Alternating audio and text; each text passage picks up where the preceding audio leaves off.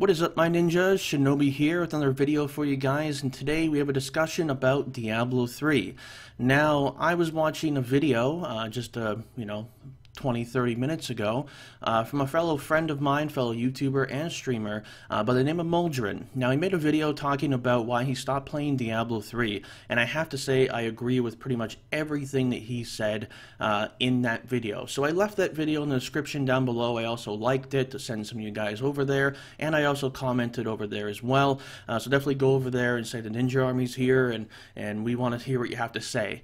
However, what I'm going to do is I'm going to talk about my perspective on how I feel like Diablo 3 has been in the past, how it is now, and where I see it going in the future. I was a fan of Diablo 2. I didn't really play it too much. Now, I was a lot younger back then, but when I heard that Diablo 3 was coming out, I thought, wow, this would be a perfect game to add to my YouTube channel, because at the time I was mainly covering Magic the Gathering and World of Warcraft, and I thought, I gotta check this game out. I gotta, a new Blizzard game, that always gets me hyped, because Blizzard for the longest time has just put out these really solid games, these really polished games, and they're just, one of the top dogs out there that every gaming company has to go up against, and a lot of their titles, are proof of that. So, Diablo 3 goes into beta, and I get into beta, and I gotta tell you guys, when I logged in for the first time in Diablo 3, and I played Diablo 3, my eyes were glued to the screen. I was so immersed into it, and I was like, this is freaking fun. Like, it was like love at first sight. I was like, this is amazing. Like the gameplay, just the core mechanics of the game, the classes, the abilities, the simplicity of it, but also the ability to, have a lot of different item builds and change things up. And it was so new, and I was thinking, like, okay, what do I do? Like, what stats are priority, and what's, just really everything was so new and fresh and awesome. And I mean, that happens when a new game comes out, but this game was different. It just felt different to me, and I was like, I gotta play this more. So I played it like crazy, and I don't even know how many hours I logged in the beta for, Diablo 3. But you could only get up to level 13, and I was playing the game like crazy already. Now, by the time Diablo 3 came out, there was so much hype behind it. I believe it sold for about 10, 11, 12 million copies total up until today. But in the beginning, it sold from anywhere from 8 to 11 million, something like that. I don't know the exact numbers, but I know it's around there. And it sold for a lot of copies. And, the hype was real. It's a game that has been talked about for a long time now. And, I was having a blast. I was into the game. Now, there were some problems in the beginning, though, if you don't remember. Now, there were promises in BlizzCon before Diablo 3 came out, talking about PvP and things like that. Everybody knows that. And, players were really upset about that. It was like they were promised something, they pre-ordered the game, and then they didn't get what they were promised. Like, that's a big no-no when you're selling millions of copies of a video game. You don't do that. But they wanted to do PvP, but they just weren't able to do it in time. So we thought, oh, maybe they'll come out with it later. Players kept playing the game, and because Blizzard knew that players were upset about PvP, they thought, okay, well, let's roll out some content. Even though they don't have a subscription fee or microtransactions, they do sell copies of the game. And if players enjoy the game that they're playing, then their word of mouth, they're going to talk to other people and get them to also join in on the game. Word of mouth is like the best marketing thing ever to sell more copies of the game. So you may sell, 6, 7, 8 million copies right off the bat, but maybe months down the line you sell even more because the game is just so fun that people get drawn to it. They watch reviews, they read things in magazines, they read things on internet, they watch streamers play the game, and they go, that looks amazing, I want to play that game, and they buy the copy of it. So you sell more. If your game's really good, it's going to sell more copies over periods of time. You don't have to have microtransactions or subscription fees or anything like that to sell more copies of the game and make money off of it.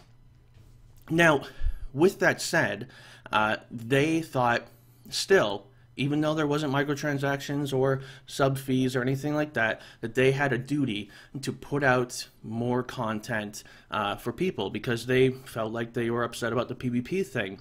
So they came out with Paragon system and Ubers, and I remember when they would come out with like a crap ton of new legendaries, just like that, like boom, you're like, whoa, look at all these legendaries. It was crazy. They changed the game so many ways. You know, at one point rares were the best items in the game and legendaries were super rare and they weren't very good, you know, and then there was times when they came out with new legendaries and they were overpowered, and you know, and there's been so many changes in Diablo 3 since then. Now after a while later, they ended up Jay Wilson ended up leaving Diablo 3, and they brought in Josh Mascara, which I believe he worked on the console version of the game, and they really liked his direction in the game. So at that point, a lot of players are like, holy crap, like, you know, this is going to be the guy that saves the game. This is going to be the guy that, you know, gives us the Diablo 3 that we deserve. You know, the game that we were promised, right? And he put a lot of time into it, and things started chucking along and chucking along and chucking along. And, you know, I was surprised. And, you know, and you guys know me. I like to make videos talking about the flaws of the game, but also the good things of the game. And I just had so much good stuff to talk about for once. And that was a great feeling to have. So as time went on, they did stop putting out content for a while because they were working on the expansion, which is understandable. You know, got a lot of stuff to work on there. Now, I played the game probably a good 90 to 95% total time that Diablo 3 was out for before Reaper of Souls came out. Now, even though they were in a low period of time, I was thinking, you know, just because there isn't content right now doesn't mean we can't play the game, right? I mean, I'll come up with stuff to do. So I thought of cool events to do on stream with my viewers, you know, running people through stuff. I gave away like hundreds of power levels, power leveling people, farming gear for them, giving away gold to them. Just my whole stream was about the community, about trying to help the community out, not only through knowledge in the game, but also helping them out actually in the game. And I did that for pretty much up until Reaper of Souls. And then when they talked about you can't trade items anymore, obviously things changed there. However, got into the beta for Reaper of Souls, tried it out. I was like, wow, this is awesome. This is really cool.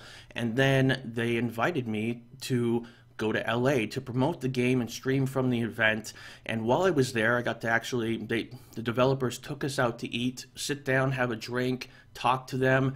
And I was just, I felt like I was talking like a million miles a minute, like I do in my videos, just asking them questions and just trying to pick their brain about the game and where the direction of it is going in the future. And I gotta say, guys, like you guys, you know, you see these developers, you see us YouTubers and streamers online, and, you know, you may think, oh, they're just like that online or something like that. They're just passionate about Diablo 3 when the camera's on you. No, when I sat down and talked to them, like seriously, I could see that compassion. I could see that, you know, fire in their belly to really make Reaper of Souls a top-notch game, maybe even game of the year, you know, try and do the best they can. And just talking with them, I was so excited and so stoked that I was like, okay, finally, we have a team for Diablo 3 that is going to do so much for the game. And I was super pumped. Like, it was such an amazing experience in itself, but also, I just thought the future is going to be awesome here. However, before the game came out, I did say to myself, though, I really hope that is the case, because I don't want to have to come up with my own creative things to do in the game. That's the developer's job. That's their job, to come up with stuff to do to keep us entertained and keep us having fun. Now, as time went on, as they promised when the game came out, that seasons would come out, and I said, this is it. Like, this is their one moment to shine. This is it. Like, if they come out with this and it's a success, the game is back. Diablo 3 is up there with World of Warcraft and StarCraft and Hearthstone, and it's a top-notch Blizzard game, and it's what we've been waiting for since day one. It's what we've been waiting for since we played Diablo 2, you know, and Diablo 3 was fun, but Reaper of Souls really had that hype behind it. And so anyways, as time went on, a couple months go through for Reaper of Souls, you start seeing a little bit of stuff like we saw in the past. We're like, okay, why is it taking so long to come out with seasons? This is not right. And even you guys may remember I made a video talking about why I was taking a break from Diablo 3 for a while. I just felt like they weren't putting enough effort and time into getting that out there. You know, players were starting to get bored of the game. You know, this is a feature that should have been released when the game came out, the seasonal stuff. And so I said, you know, I'll come back to Diablo 3 when 2.1 comes out. And about a month later, 2.1 came out. It went into the PTR, and it was in the PTR for way too long. And even then, it still had a crap ton of problems when it came out. So many players got really upset about Season 1, and they thought, this is not right. Like, you had a lot of time to come up with this stuff, and this is what we get, you know? We have bugs, we have exploits, we have people using, you know, clever game mechanics to try and exploit things, and we had people using cheat programs. We had problems with density in the Greater Rifts. We had problems with progression in the Greater Rifts. We had problems with, you know, all kinds of stuff. Pretty much everything needed balancing, everything needed tuning, and you know, players were really upset about Season 1, and they really feel like, you know, in my opinion, and I said this for a while, if Season 1 went off, like, really well, oh man, the game would be so hyped and everything, and it would be so awesome, and people would be playing it even still, you know. But, no, that didn't happen. Season 1 not only has been out for way too long, the PTR lasted way too long, and then the nail in the coffin came for me. The moment where I said, okay, something is wrong here. BlizzCon 2014. Now, I watched BlizzCon 2014, and I watched pretty much all the panels, World of Warcraft, you know, Hearthstone, StarCraft, Heroes of the Storm, the new game, Overwatch, all the stuff, and, of course, Diablo 3. All the games were so hyped up, and they were talking about all these new things, all these exciting things, and, you know, having tournaments and people winning money and just talking about new, you know, content that's coming out for all these games. Then you go over to Diablo 3, and it's like crickets. Literally you guys go back and watch it. Literally every time they announce something that they're adding to the game, nobody clapped, nobody did anything. There was even a moment where they made a joke about Diablo 3, and it was like crickets. Like, you couldn't, not a single laugh, not a single clap, nothing. And players, like, they didn't show the crowd, but if they did, they'd probably just be sitting there and you see a bunch of faces going, like, just like that, you know? And that's how I felt too. And I was like, no way, this is Blizzard, you're better than this. What's going on here? You know, there was so much promise. There was so much told to us that this game, you know, Reaper of Souls, Diablo's back, like, yes, this is it.